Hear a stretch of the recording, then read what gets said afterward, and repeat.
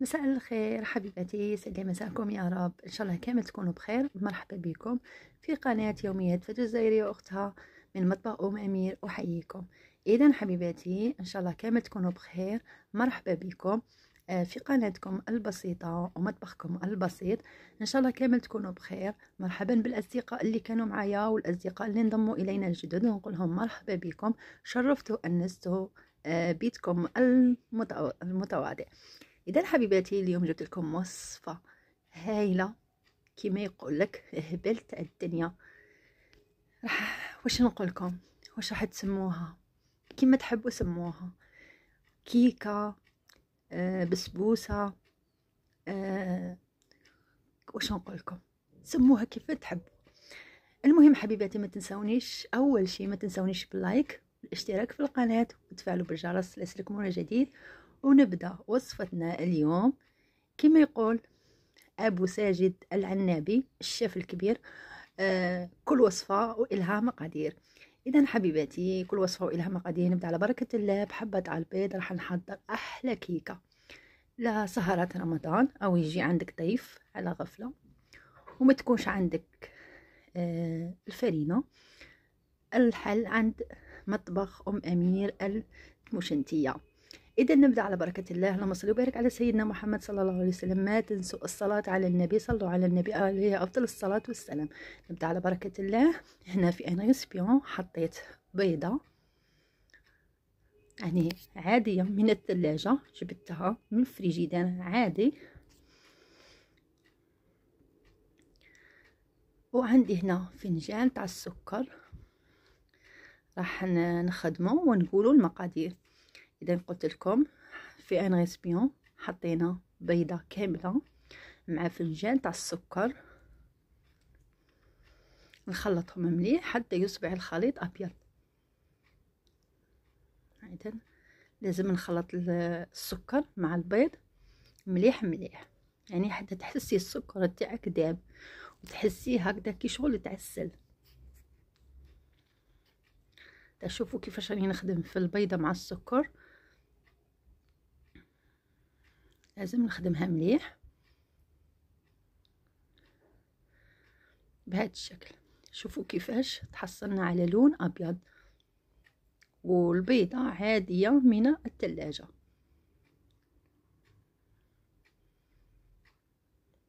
نخلطها مليح. كما راكم تعرفوا بلي رانا في شهر شعبان. نقول لكم ان شاء الله شهر مبارك ان شاء الله علينا وعليكم يا ربي. اللهم بلغنا رمضان لا فاقدين وما مفقودين يا رب. وهنا زدت نص كاس تاع الزيت، وراح نخلطه مليح حتى يندمج الزيت مع البيض والسكر. حنخلطهم مليح، يعني هذه كل المقادير تضيفيها لازم تخلطي مليح. وهذه الكيكه راح تكون من اروع ما يكون، يعني راح تكون بذوق راح يكون مكون سري اللي هو سر الذوق تاعها. وكامل كاين بزاف ناس يحبوه وكاين اللي ما يحبوش. وانا كذلك ضفت نص فنجان تاع حليب. مع انه نخدمه بالفنجان راح نكملوا كامل المقادير بنفس الفنجان، يعني بنفس الكيل اللي تخدمي. انا عندي هنا صينيه صغيره، اذا حبيتي تضاعفي المقادير وكان عندك صينيه كبيره ضيفي بالكاس. وهنا ضفت قرصه تاع الملح لتعديل الذوق. كما تعرفوا دائما قرصه تاع الملح نديروها في حلوياتنا. وهنا عندي علبه تاع ياغوت بذوق المشمش، هذه ديالنا عندها ذوق شباب. ونخلط كامل المقادير. اذا قلت لكم عندنا بيضه، فنجان تاع السكر، فنجان نص فنجان تاع الزيت، ونص فنجان تاع حليب، وعندنا علبه تاع ياغوت الذوق اللي تحبي نتيا. وهنا عندي معلقه ونص تاع كاكاو بني من النوعيه الجيده.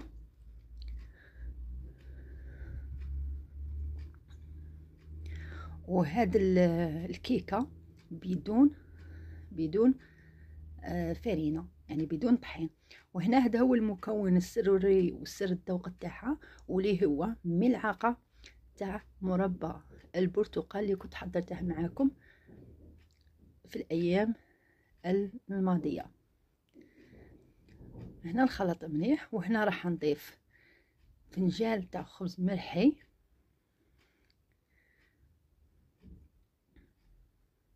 نخلط مليح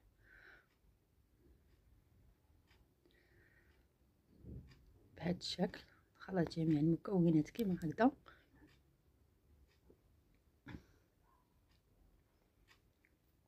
وهنا كذلك عندي فنجان تاع سميد متوسط،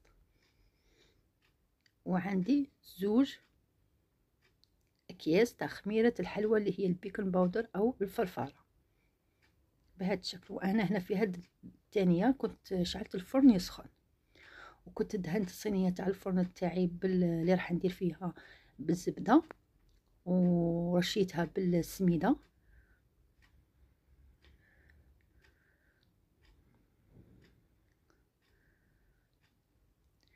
وهنا راح نضيف ربع فنجان تاع نواه كوكو، ولا اي مكسرات تكون عندك، لكن كما تعرفون نواه كوكو تتمشى بزاف مع الشوكولا ومع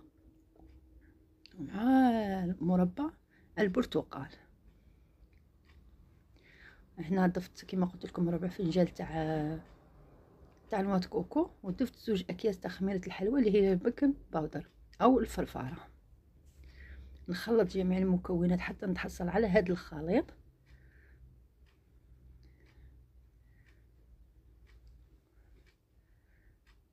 هاوليكم الخليط كيفاش راح يكون بهذا الشكل.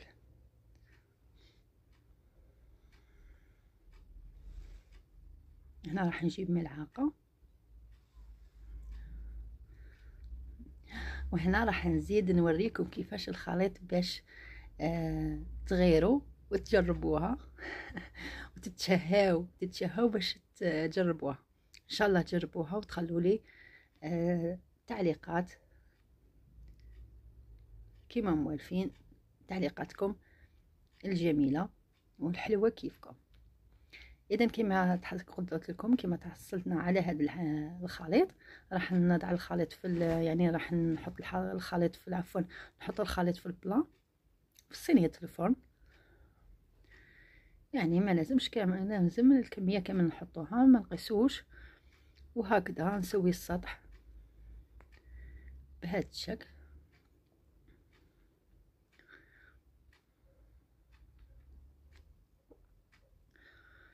بهذا الشكل يعني نسوي السطح كامل نيشان باش يجينا على، يعني باش كي تطلع لنا الحلوى تاعنا تجي نيشان بهذا الشكل. راح نكمل البلاط تاعنا ونخبطه هكذا باش هكذا ما يبقوناش هذوك الفقاعات، والسطح يتسوى نيشان بهذا الشكل كما راكم تشوفوا. ندخلوها طيب، نطيبوها من تحت ومن بعد نحمروها من الفوق. كما تعرفوا حاجه تاع الكاكاو ما تطولش. هنا بعد ما جبتها من الفرن ليكم طابت غايه. هنا عندي نصف فنجان تاع حليب بارد، ضفت له نص ملعقه تاع السكر، ونص ملعقه تاع شيكوري، ونص ملعقه تاع قهوه جولد، وراح نسقي بها شويه تاع الكيكه تاعنا غير باش ما تجيناش ناشفه شويه. كاين بزاف ناس ما يحبوش الكيكات الناشفين ولا حاجه ناشفه، لهذا اضطريت انا ندير نص فنجان تاع حليب هكذا نسقي بها ونخليها تتشرب مليح بهذا الشكل. نخلوها تتشرب شويه.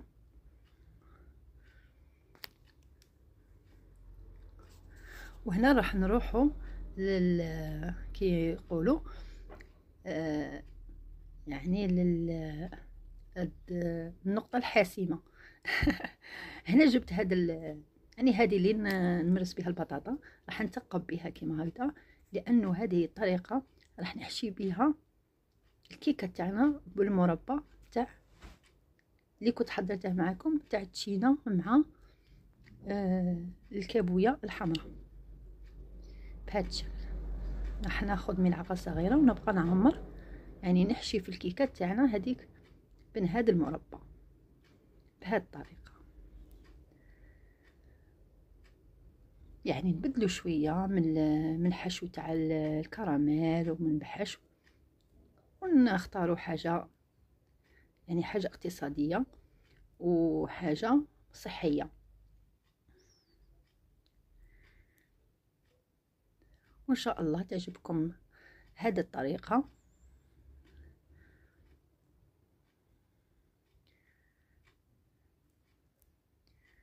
إذن حبيبتي نحشي كامل كما هكذا حتى نكمل كامل الكمية اللي عندي، يعني كامل الكيكة اللي عندي.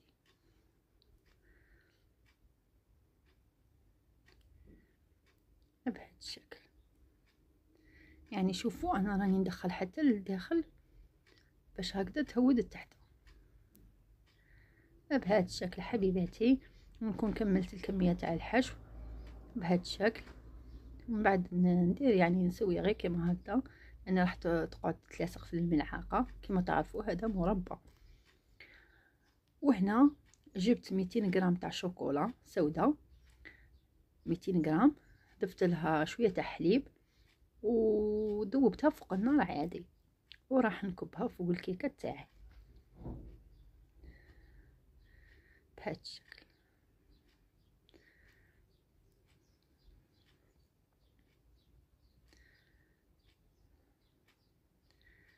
يعني هذه لعشاق الشوكولا وعشاق المربى البرتقال.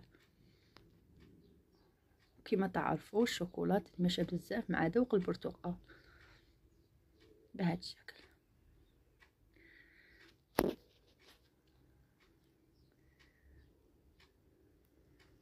نسوي الشوكولا كامل على فلت السطح بهذا الشكل.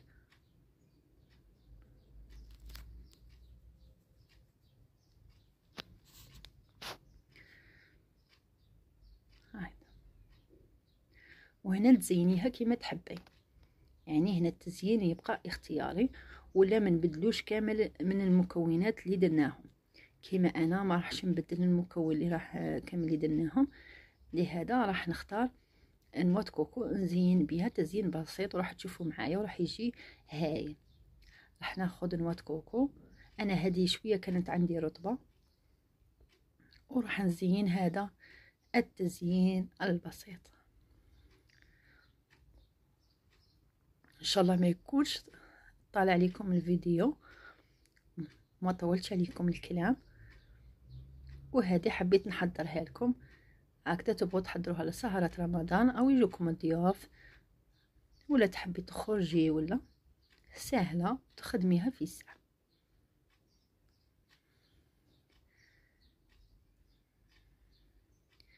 هذه هي حبيباتي.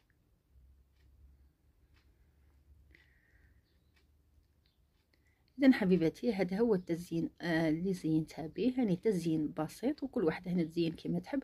شوفوا راهي على السخونة، ندخلوها للفريجيدان نخلوها تبرد، بعد ما تبرد راح نقطعوها مع بعض.